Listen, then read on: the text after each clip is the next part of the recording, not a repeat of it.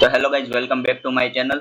आज आज के वीडियो में आपको मैं बताने वाला हूँ कि मैंने सिर्फ लास्ट लास्ट सिर्फ 2 महीना में मैंने कितने सब्सक्राइबर गेन किए और मैंने जो 4000 घंटे का जो वॉच टाइम है वो भी मैंने कंप्लीट कर दिया है।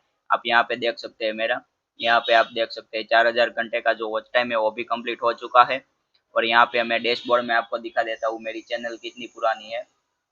यहाँ से कहाँ पे आएगा वो भी मुझे मालूम नहीं है, क्योंकि मैं अभी यूट्यूब पर नया नया हूँ आप ही की तरह।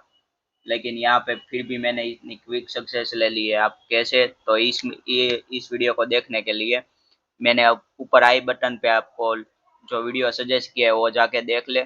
और उसी मेथड से मैंने यहाँ पे 4000 घंटे का जो वॉच टाइम है वो भी कंप्लीट कर दिया है और सब्सक्राइबर भी गेन कर लिए। आप देख सकते हैं यहाँ पे मेरी हाईएस्ट व्यू है, 25,000 व्यू है।